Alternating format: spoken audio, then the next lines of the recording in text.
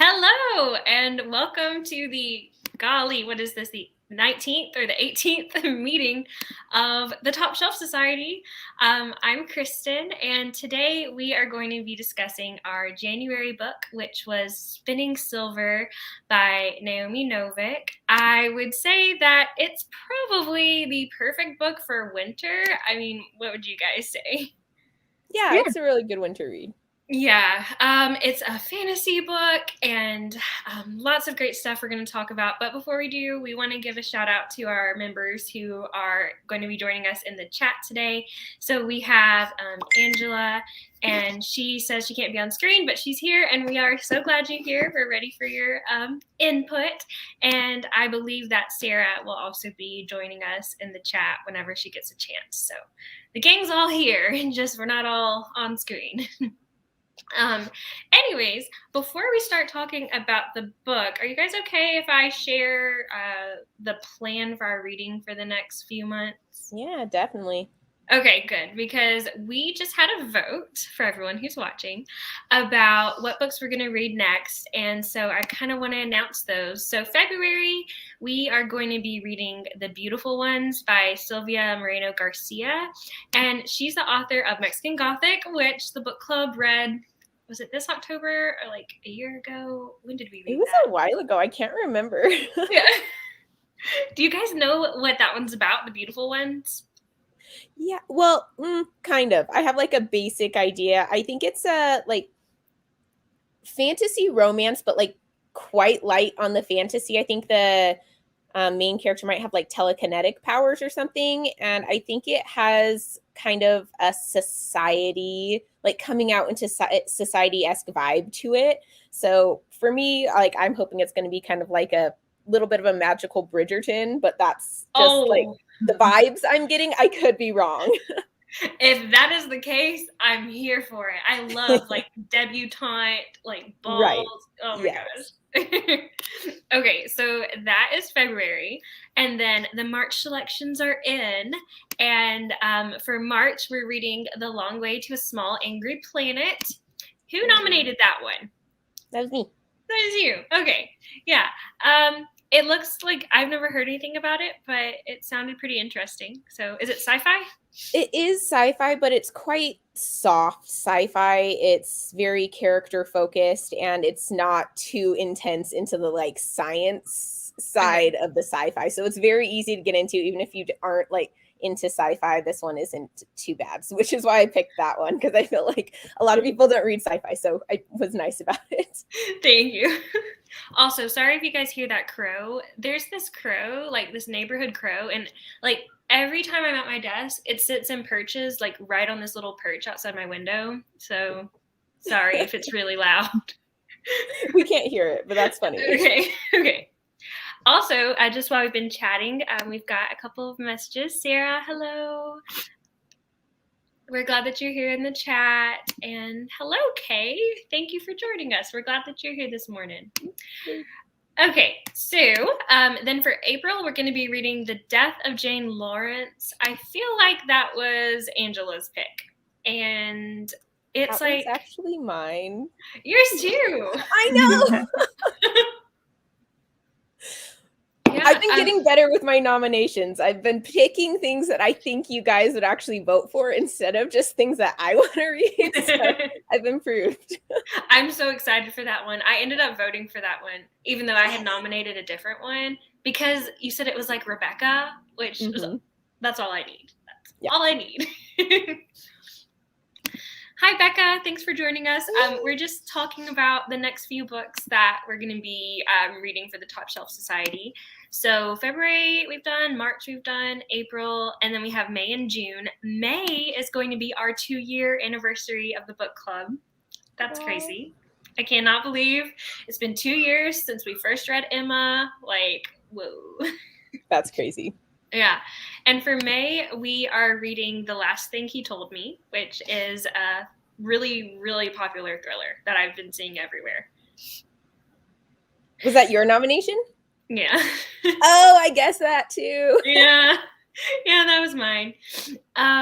And then last one is June. We're going to be reading They Never Learn, which is another thriller. So this summer is just the month of thrillers for us. Very I don't know who nominated that one, but I've read it and it's really good. Was that one Angela? That one might have been Angela, because that's the month where I voted for that one instead of voting for mine too, because I was like, oh, that sounds so good. Because I think it's Dark Academia. Yes. Oh, okay. Yeah, it kind of is. Oh, yeah, it definitely is. Okay. Yeah, so I thought. I read The Death of Jane Lawrence, and I'm curious what everyone feels about it. Okay. Hurrah, 2 years. All right.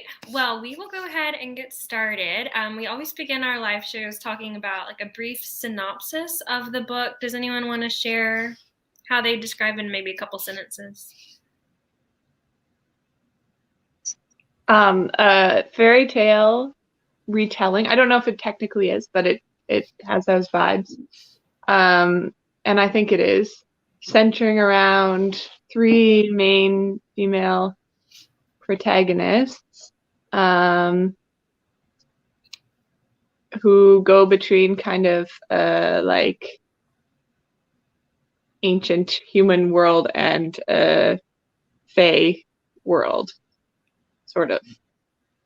Yeah. Fair? Anything? Yeah. Rumplestiltskin, slightly based retelling, with like this winter king versus this kind of fire demon, and then this girl who gets kind of caught up in the middle of it. So yeah, okay.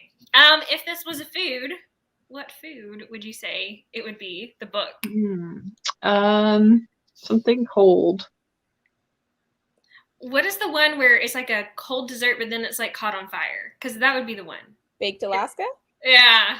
Baked Alaska. I think so. I think that's what it's called, right? If I'm wrong, someone correct me. I don't actually, I've never had that. I haven't either, but. Oh, I've had it. It's good. Yeah, it's really good, and it's just fun because, you know, they light it on fire. So. Yeah. Yeah. Oh, okay. All right. Well, here we go, guys.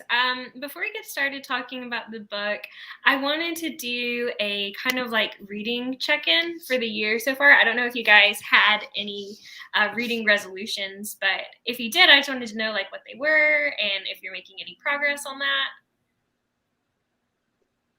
I was very I didn't really set very many goals going into this year because I'm happy with the amount that I'm reading. I think it's more around, one, I want to read more physical books just because I've been spending a lot of time like in front of screens, and that's sort of getting to me. So yeah, I wanted to read more physical books, and then I wanted to just read more things because I wanted to read them and not because I felt like I should read them, sort of thing. So like if I wasn't enjoying something, not hesitating to put it down and not continue it, for example.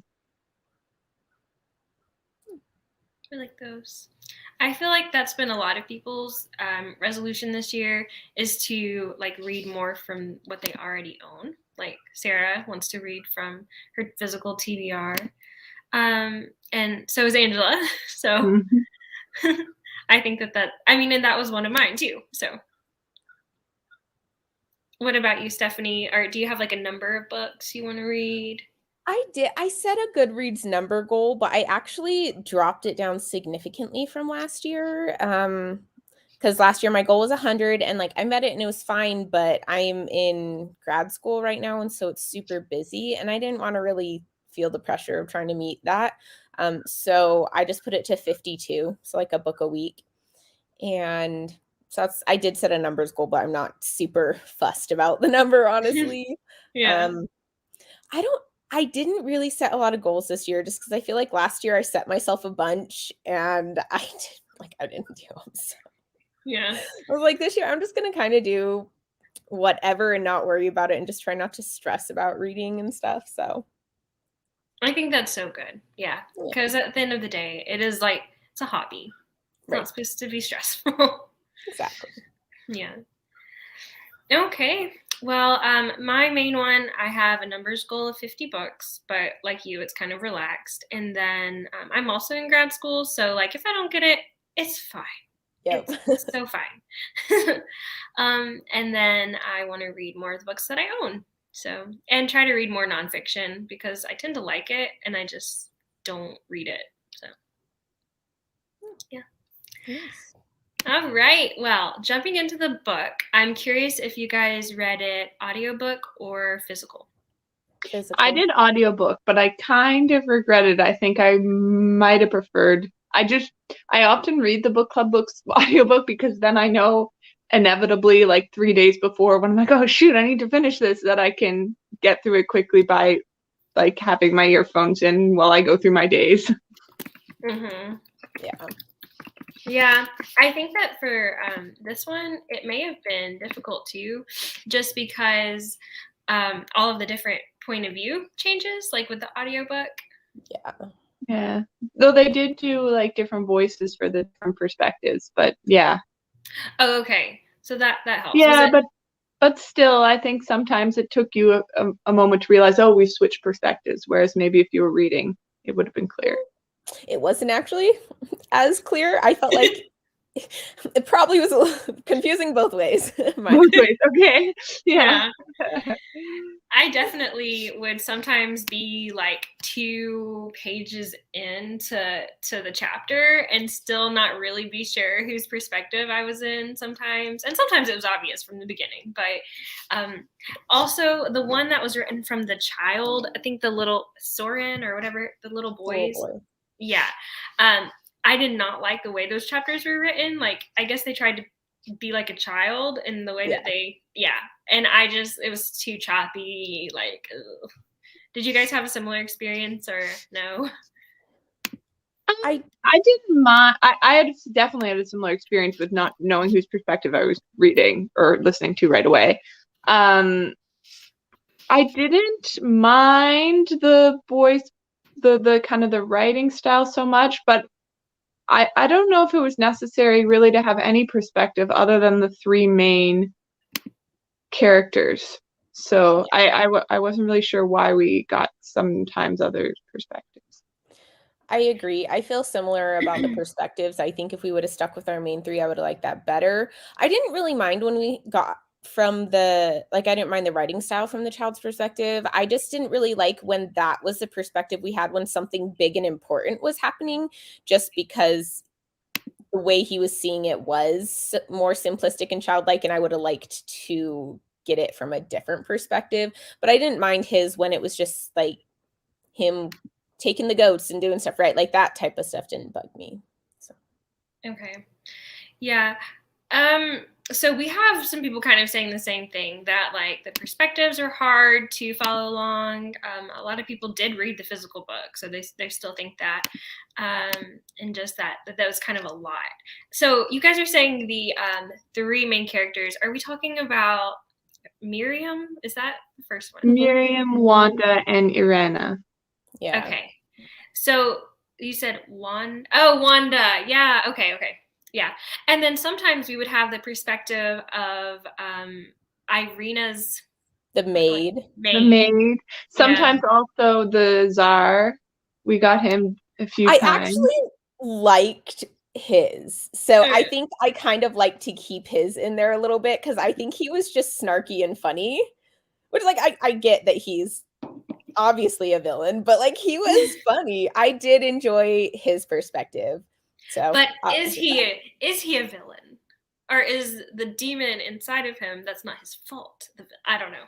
Well, I mean, I think overall he's still not a great person. Like in all reality, whether we say it was because of the demon or not, like that's hard to say. But like he still wasn't really that great of a person. He was kind of a jerk, but he was weak, kind of.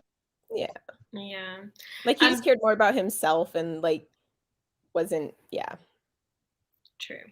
Sarah says, I think it would have been more straightforward if the perspectives were titled based off who was narrating, then it would have been easier. But I didn't realize they weren't titled. Yeah. They were not. I would assume. But I heard that in the arc of this book, when it was sent out, they had like symbols to kind of indicate which person was talking at the beginning of those sections, and so that people could see it that way. And then they didn't put them into the finished book, and people were kind of confused why that happened.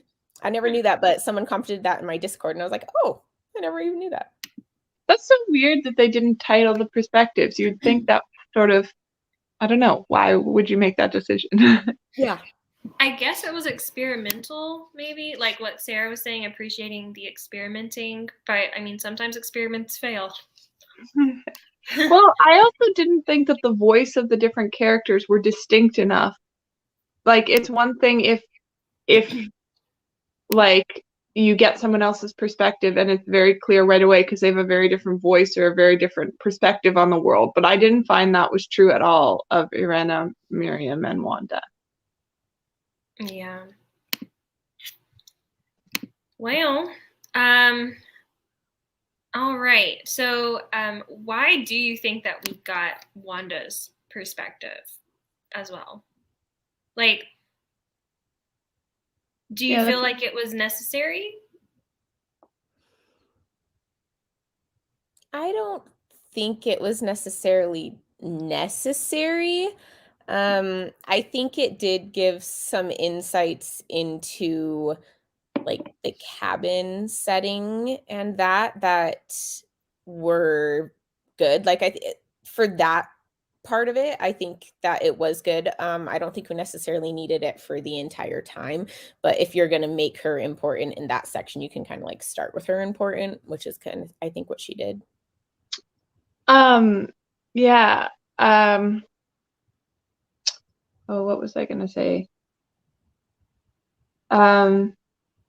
Yeah, I don't know exactly why we got her perspective. I didn't mind it, and it didn't seem out of place. Oh, something else came to mind, but I'll tell you when it returns. Oh, I know what it was. When I started reading, I assumed that there was going to be a romance between Wanda and Miriam, and that was why Wanda was in there. So that when like the very first like quarter of the book, that was what I was thinking, because I was like, oh, what's this other what's Wanda doing in here? And that's what I assumed. Oh my gosh, that's funny. Yeah. I see that. Yeah. Yeah. Kay says, I feel Wanda kind of gave a different depth to the story and to Miriam's family. Yeah. I agree. I think my thing is that I actually forgot that Wanda was one of the main perspectives that we had. It's been like a couple weeks, and I only remembered Miriam and Irina. But I feel like if anything, maybe Wanda was like that kind of like grounding influence. Like she seemed to be the more like, I don't know, the more like maybe relatable or the more inside witness of things. So I do think it added some depth. And Sara says that she liked Wanda's perspective. The fight between her and her father is one of the most memorable scenes. Yeah. Oh my gosh, that moment whenever the grain is poured on his head. Oof. Oh. Yeah. Oof. Poor traumatized little boy. Yeah. Oh, my copy of Wicked just fell off the shelf. Just on its own? Yeah. Yeah. Okay. Well, anyways, I wanted to know before we talk more about our thoughts about it, are you a typical fantasy reader? Yes. Yeah. Stephanie is. I read more fantasy in the last like year or so. I'm definitely not a typical. It's not my go-to. Yeah. So no, not really. I agree. In the readathon that we were just hosting, that Sara kind of started for us, the Hello 2022 readathon, one of the prompts was like, read a book outside of your comfort zone. And for that book, I ended up doing Spinning Silver, because even though I've kind of like dipped my toe into fantasy, I am not like the typical reader. So like when I give my review at the end of if it's top shelf or not, kind of just like take that with it. Angela reads a fair bit, and Kay says this was her first deep fantasy and they loved it. Oh, nice. Good. Welcome to the fantasy club. Was it about 450 pages? Because I did the ebook, and so I can check. Yeah. I think it was. Okay. I have it on my spreadsheet. Okay. That is pretty long for me. So, but I enjoyed it. I was sick with strep throat, and I just laid on the couch and read it. It was 466. Okay, 466. At least my copy of it. Yeah. And that's kind of intimidating to me too, like big fantasy books. But that's under 500 pages. That's actually a smaller fantasy book. Oh, roasted long, but they actually read. I find they read really quickly. So it's like I don't know. I always think like 500 fantasy is like 300. I don't know, because there's so much like plot and like they're so like absorbing all that I don't know. I find they go faster even though they're longer. Oh, really? I feel like that reading contemporary or reading thrillers are ridiculously fast just because you don't have to learn anything in them. Like, I can just fly through them. And if I'm reading like audio, especially with those types of books, like I can do it while I'm doing other things, while I'm like everything, because you don't have to focus as much on them. Interesting. Interesting. Yeah. I think thrillers go the fastest for myself. So, yeah. I don't read a lot of thrillers, but I can definitely see that. You will. I will. Spring. General fiction is what I read the most of, like just like adult general fiction. And for me, it's like, I don't know, like running water. Like I can read through them so quickly. But yeah. Okay, well, as you can see from this fancy little ticker going across the screen, the next thing I wanted to talk about is, did you have a favorite or least favorite character? Was there one that you really connected with or not so much?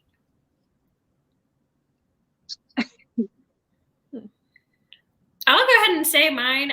It might be kind of weird, and I get that. I get that. I really, really liked the Steric King, the Winter King guy. I don't know. I also really love the Beast in Beauty and the Beast. I guess I just have this thing for like kind of aggressive, grumpy, like men.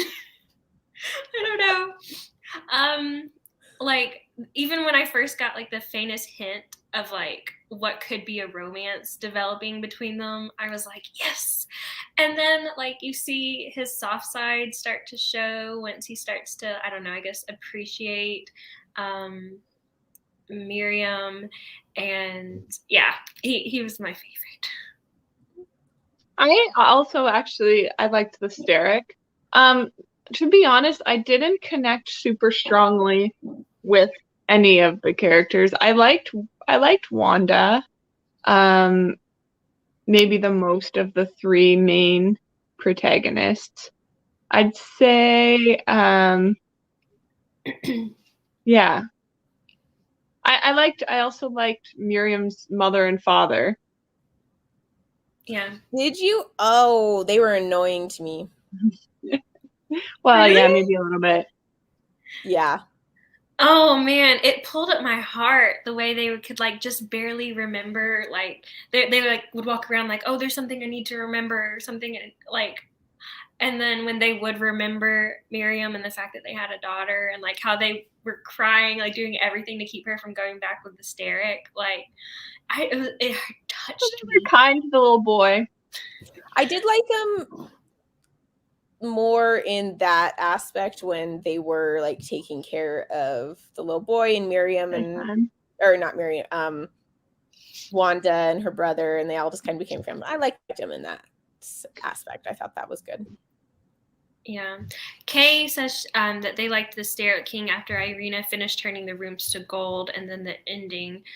Yeah, that was where we get like the big shift, I feel like, because up until that point, he had just been so like harsh and avoiding Is it Irina or Miriam? Now I'm confused. Miriam. It's Miriam. Yeah, Okay. I think she just typed it wrong because we were talking about Irina. So okay, yeah, and like, why do you think that Miriam changing the rooms like that caused the chef and the stare at King?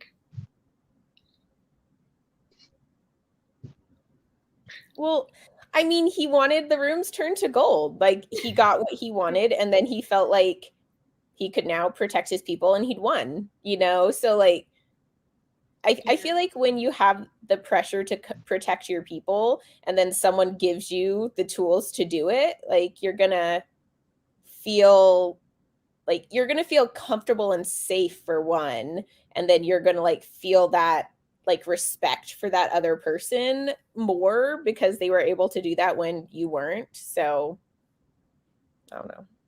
Yeah, no, I would agree with that. Like, he started seeing Miriam as if she was on his side, and he, like, respected her intelligence.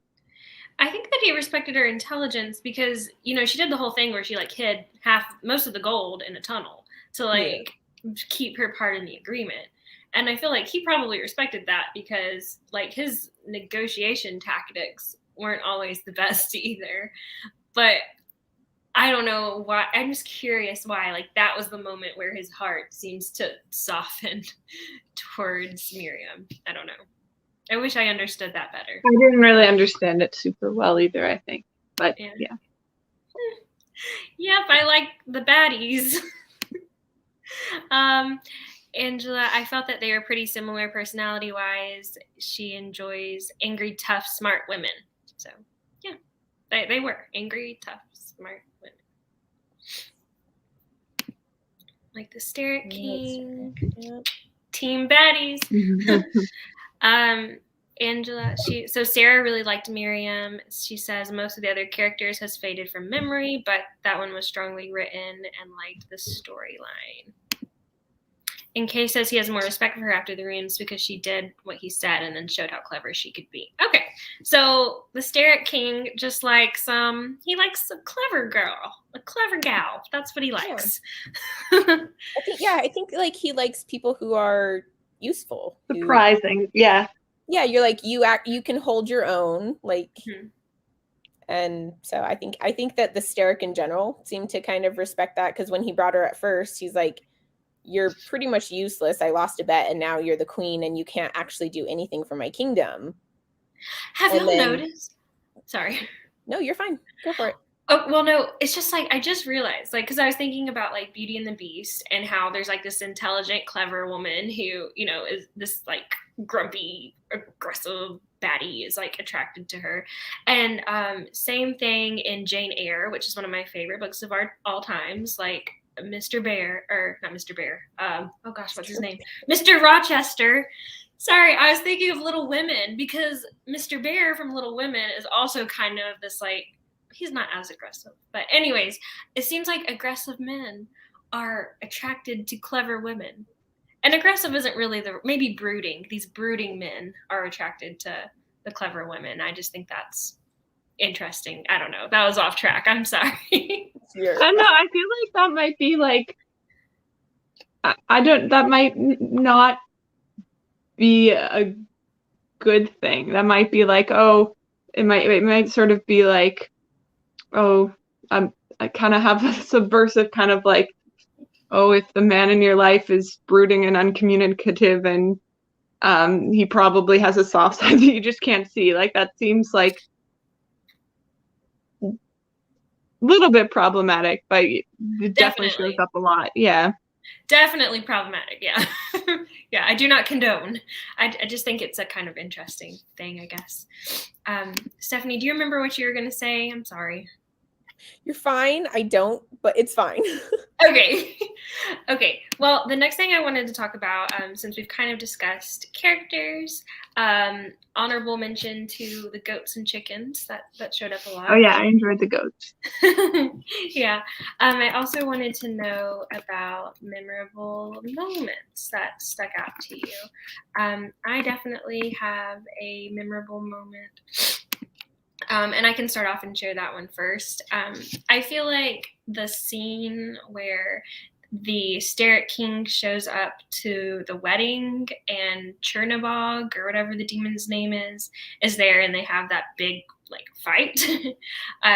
Is probably the biggest moment that will stick with me from that book, because I don't know, it reminded me of something from like a superhero like movie, where like evil and good are fighting. Not that the Winter King is necessarily good, but yeah, I just thought it was like super dramatic and cool.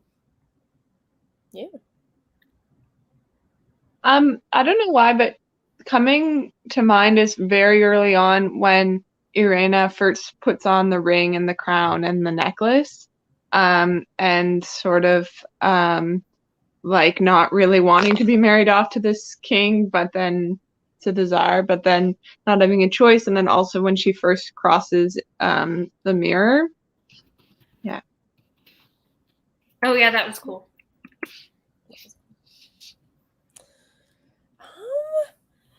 Gosh, I don't know. I feel like definitely the throwdown with the demon and the Starrett King was huge, but I mean, I really liked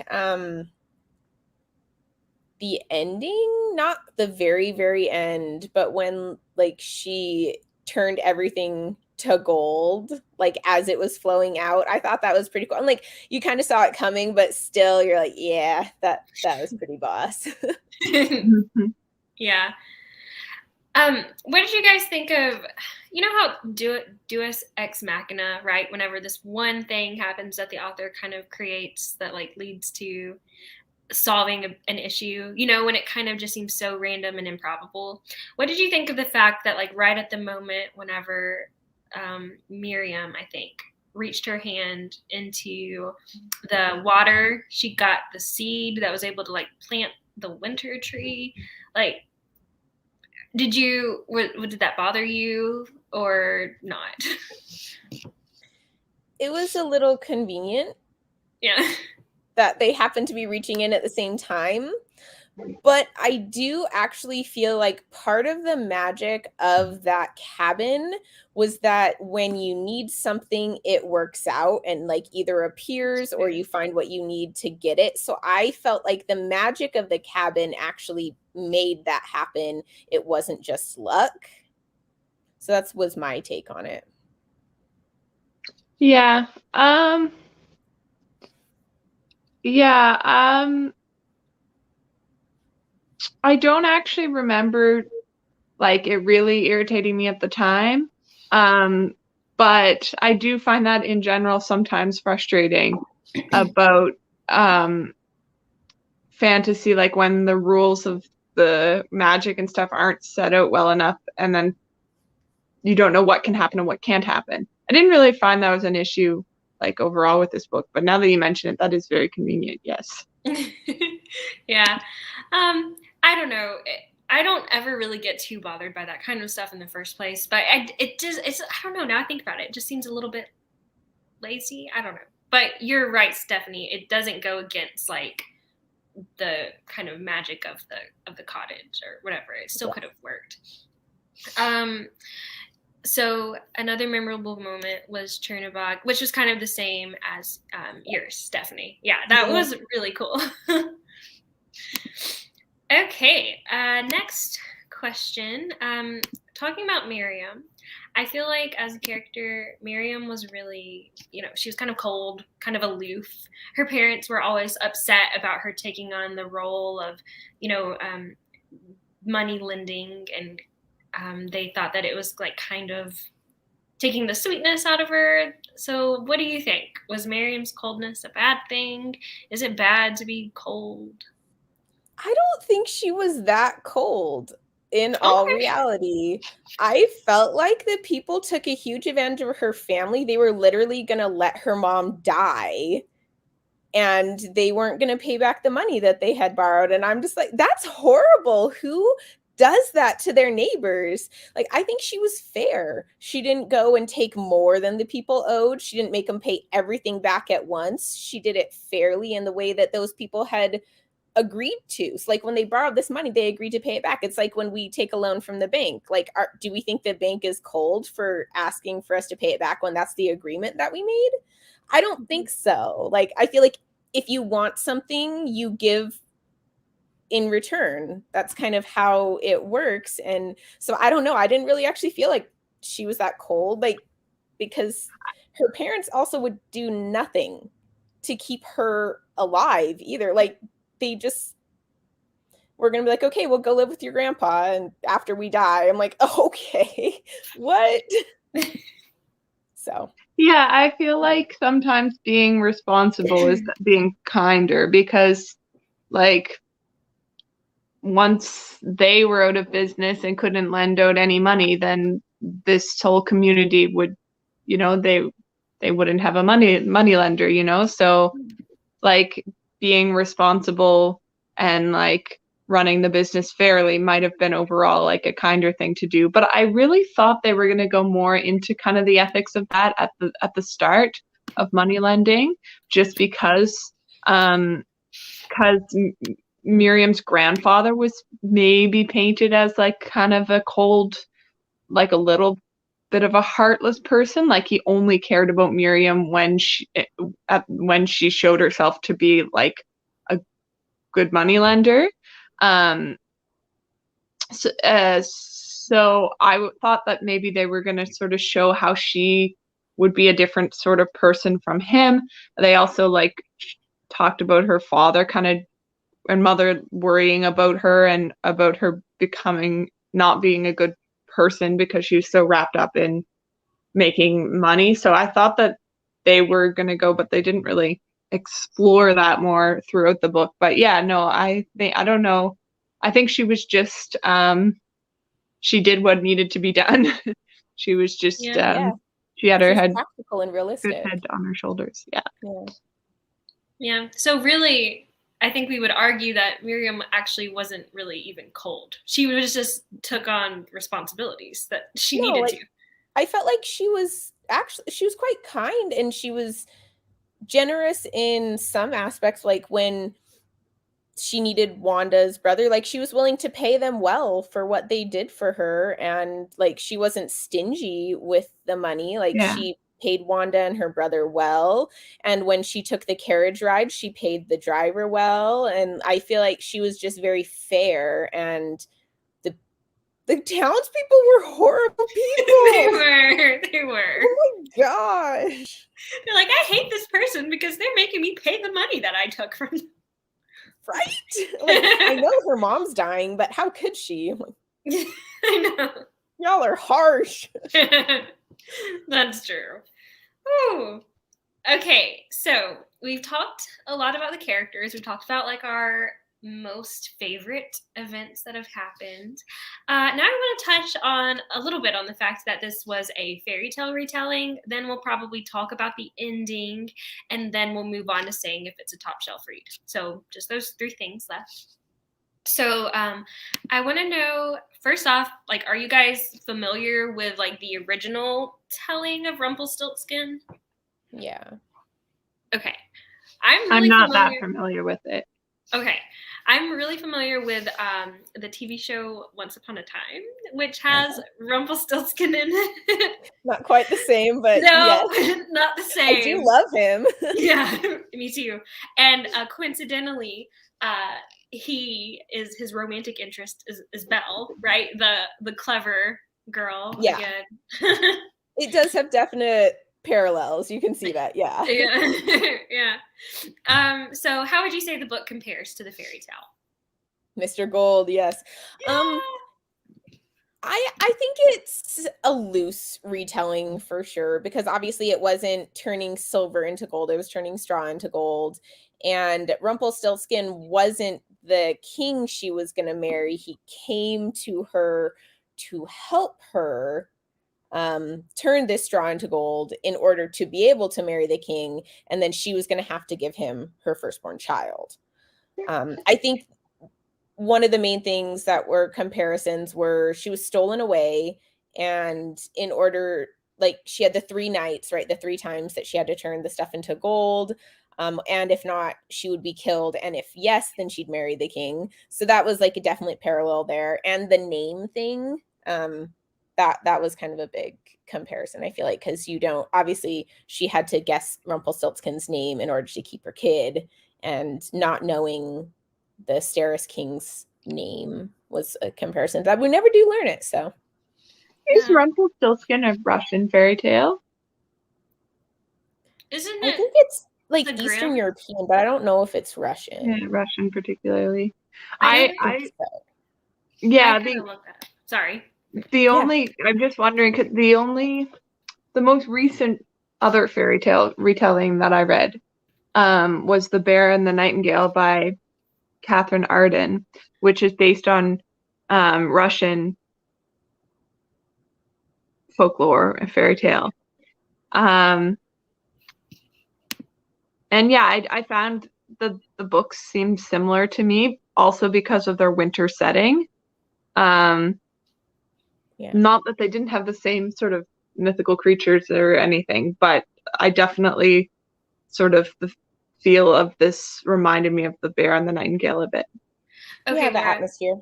And I'm really glad that you brought that up, because when I read The Bear and the Nightingale, the only part that I really honestly liked was the part where the main character goes off to like this, I don't know, like snow cottage or something, and then there's like, I don't know if there's a romance, there's something going on there, and like that was my favorite part. And that was also the part that I really liked about this book, was like kind of like the romance, like that comes at the end, I guess. But the going away to this like snowy, quiet place and having a little thing, like that's what I really like too. I wish that there would have been more of the romance. I'm not like a big romance person either, but I just really wanted that in this book.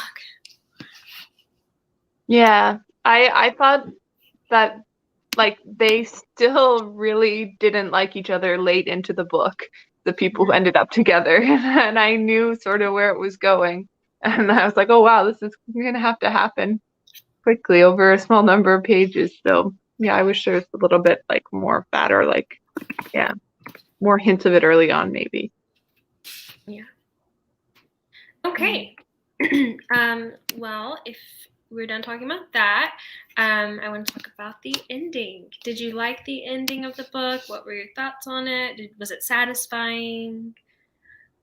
Does anyone want to refresh us on the ending? Because I feel like I've kind of forgotten it a little bit. So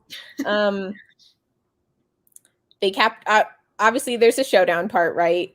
Yeah. They capture the king, put him in the little dungeon part under the tower that they kind of never rebuilt, right?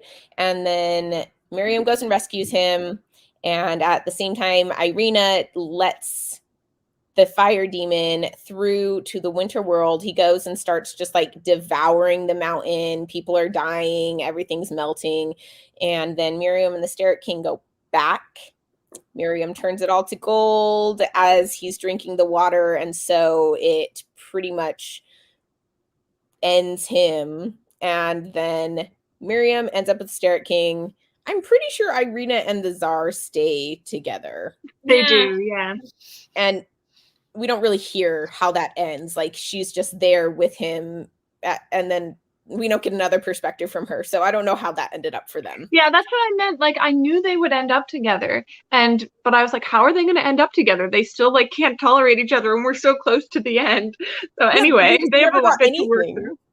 Yeah, I felt like that one was a little unfinished. It kind of was. Yeah. And then our other friend, Wanda. She went and lived in the cabin. Yeah, and buried her dad. So, yeah.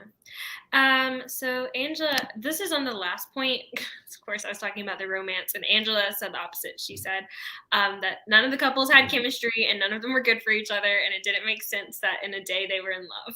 Yeah, that's. I mean, fair.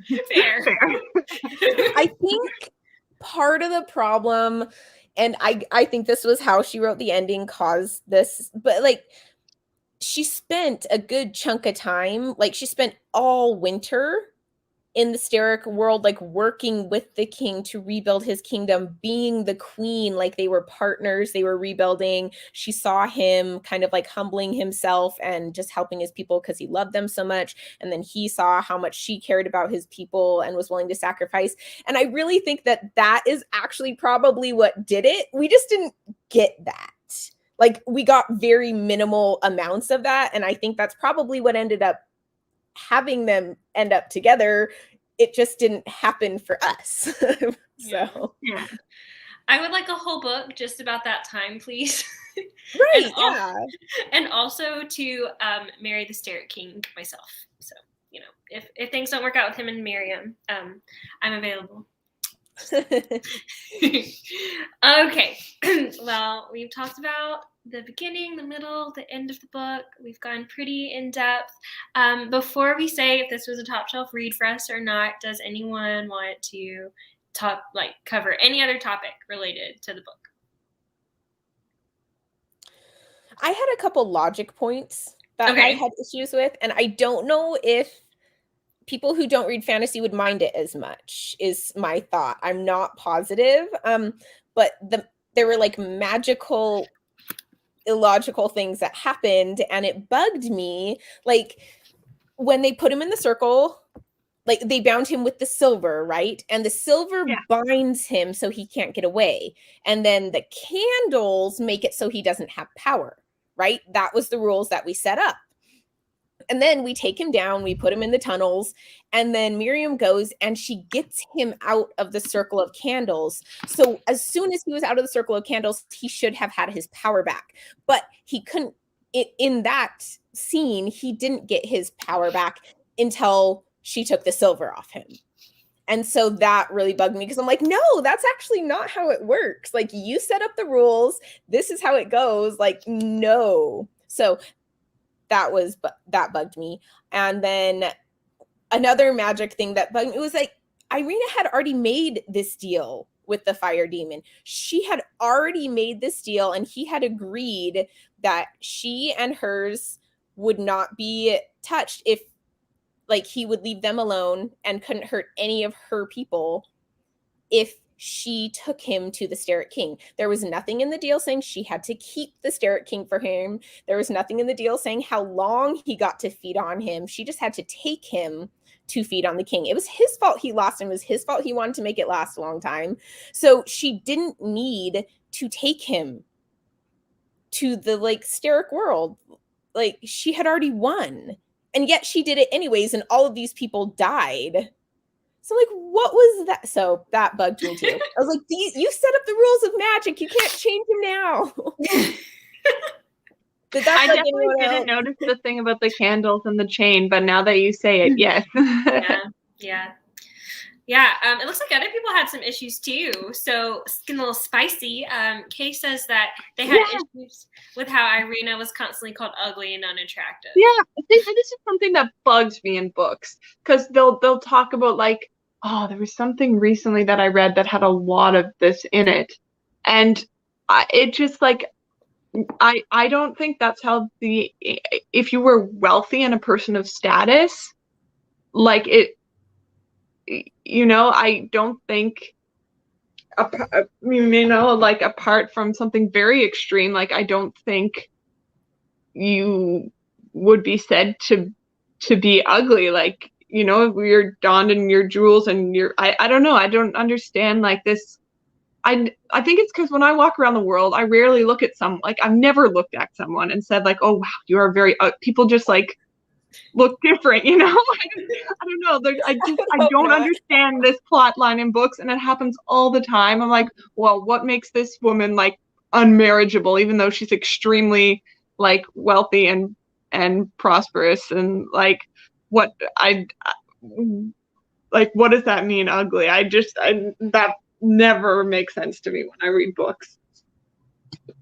I think it makes a little sense only coming from certain people, like the Tsar, because he's a very shallow person anyways. Looks are extremely important to him, and he can pretty much have any girl that he wants in all reality. Like, obviously there's other things here, but I think it makes sense coming from him because he is such a shallow character anyways.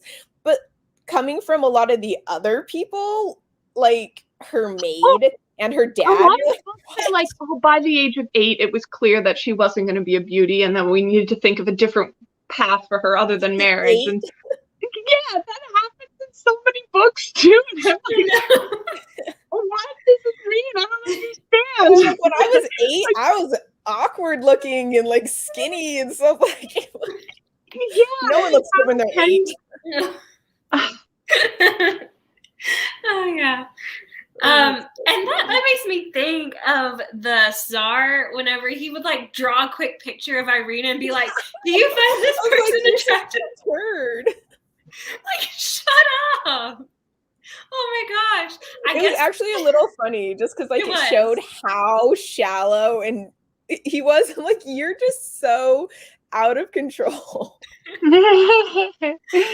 Well, I just think it doesn't make sense to me because I think that like most beauty standards are put in place by whoever is in power. So for like someone who's an aristocrat to just be so unattractive that they have to be sent away to a nunnery or something. I don't know. It never makes sense because they're the ones deciding what is beautiful. Yeah. Yeah, it was definitely interesting. Yeah, I probably will remember that part too as just being hilarious. Which, by the way, am I right in thinking that it was the Steric jewelry that ended up making people see Irina? Okay, but for some reason it didn't work for the Tsar. Like, right? Okay, I guess maybe it did work for the Tsar, didn't it? The Tsar? Mm-hmm. No, because remember she'd be wearing it, and other people would think she was so gorgeous, and he'd be like, "Are they seeing what I'm seeing?" Okay, yeah. I thought that was actually pretty funny from his perspective, because like we all know he's a jerk, and he's like what, but it was just hilarious. I found his perspective so funny, just because he was such a little turd. Yeah. I haven't read Uprooted. Okay, so we'll let me jump to Angela's comment first. So Angela said, "I can't speak to accuracy, but I did so much appreciate the Jewish representation. It was a pleasant surprise and one of her favorite parts of the story." Yeah. I enjoyed that too. Yeah, me too. Yeah, okay. I thought it was unfair. Yeah, it was definitely. And then, has anyone read Uprooted? So you were talking about that, Stephanie. I have read Uprooted. Yes. And I liked Uprooted better. I absolutely loved Uprooted when I read it. And I feel like Uprooted is another one that has a romance that I wasn't super invested in all that much. I didn't care. Like, I love the rest of the story, and the romance was just kind of a side plot for me. But no, I really loved it. And this one has the magical feeling of the wintry world, but Uprooted has more like a dark, sinister, magical woods. And I really like that a lot. Nice. I was just looking at it, and yeah, it looks good. Maybe next time I'm brave enough to go back to a big fantasy book, that'll be the one. Yeah. Okay. Well, I believe it is time to answer the age-old question: is this a top shelf read? And while we're talking about it, viewers, friends, if you will, let us know what you thought about it in the comments. Was this a top shelf read for you? Who wants to start us off? I can start. This is definitely not a top shelf read. I didn't even like this book actually. And for I think I alluded to that the other day, but it was a weird thing where there was nothing like offense, and it was the exact same experience I had with The Bear and the Nightingale. There was nothing in it that was offensive to me. There was nothing in it that really irritated me. There was nothing in it that like I particularly had like a significant problem with, or anything about the writing even. It was just anytime I turned the audiobook off, I wouldn't have any like desire to go back and turn it on and see what happened next, or like I wasn't like, I just felt like I had no interest in it. And that was the same. And I really struggle with not with fantasy, because I've read fantasy books that I love, but with specifically fairy tale retellings. I have never found one that I haven't felt this way about, though I have read very limited fairy tale retellings. So there was one that I felt, actually no, I'm thinking of one that I liked. But yeah, I think maybe the big problem for me was that I thought Wanda and Irena and Miriam were so similar, and that I didn't find their characters that unique. Like I thought I'd read a lot of characters similar to that before, and because I didn't feel very strongly about the characters, I then wasn't interested in the story. And I think that's sort of the make or break it for me. Yeah. I'm interested. What fantasy do you like? Because I remember you didn't like the House on Cerulean Sea. I don't feel like you've liked any of the fantasy books we've read. So yeah, I'm just interested what your style is. Yeah, so I just finished Six of Crows, Crooked Kingdom, and I really liked those. Cerulean Sea, I actually didn't dislike it because of anything to do with the fantasy. And even I didn't dislike it that much. I just didn't like the cheesiness. But yeah, no, so I just finished Crooked Kingdom and Six of Crows that I really liked. I really love like The Lord of the Rings and Harry Potter. I also read this year, I don't know if you call Goodreads. Well, yeah, I'm looking through my Goodreads. What fantasy? Oh, I read Piranesi. I like some like children's fantasy. Yeah, I really don't read that much that I can even like. That's fine. I was just curious. Off the top of my head, but yeah, I think like the big epic. I can get into like the big epic, like I don't know if they call it deep fantasy. Like I can get into those books just depending on the book. Yeah, and then the other category would probably be like the children's fantasy. Yeah. Oh, okay. Yeah. Okay. Go for it. You can put Well, are you gonna put up Sarah's? I was gonna, let me do Angela's and Sara's since they're in the chat, and then we'll finish it off. So Angela said that it was an enjoyable story overall, but that she wouldn't call it top shelf, but she always sees a beautiful cover, and she's glad to know the story inside now. So far we're 2 for 0, or 2 for none, 2 for not a top shelf. 0 for 2. Whatever you say, I don't know. 0 for 2. Yeah. Okay. Sara, okay, now we're 0 for 3.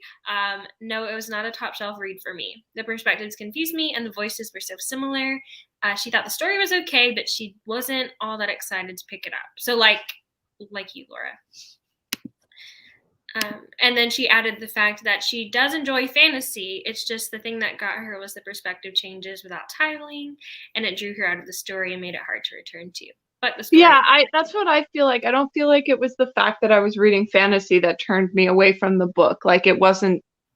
It was more the confusing perspectives, and then the similarity of the characters. Okay, and then Kay, kind of like Angela, said it was a good story and they enjoyed it the whole time, but they're not sure if it's a favorite by any means. So. I would say I agree.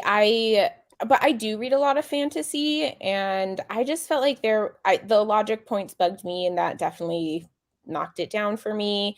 And I felt like I loved the atmosphere, and it felt magical and beautiful, and I really enjoyed the beginning part a lot. But I just, when we were with like the maid, I feel like that pulled me out, and then the perspective with the little boy I wasn't as interested in. So I didn't like that writing choice, but I do like Naomi Novik's writing style. And in Uprooted, I think we only read from one person. We just follow our main protagonist, and I think I liked that writing choice a lot better for her. Okay. Yeah. Well, if you Becca also said that it was not a top shelf read. So we are now including the 4 members who have shared and our 2 friends who have joined us. We are 0 for 6. And we're going to end it off with a 0 for 7 because this was not a top shelf read for me. But I really liked it. Like, I feel like if anyone's looking for a book that like gives them strong winter atmosphere, like I would recommend it for that. I liked elements of it. But it just was not for me. And I feel like if I wanted a wintry book, like I would look more along the lines of like the book The Snow Child, which I don't know if you guys have Is read, that but it's middle grade?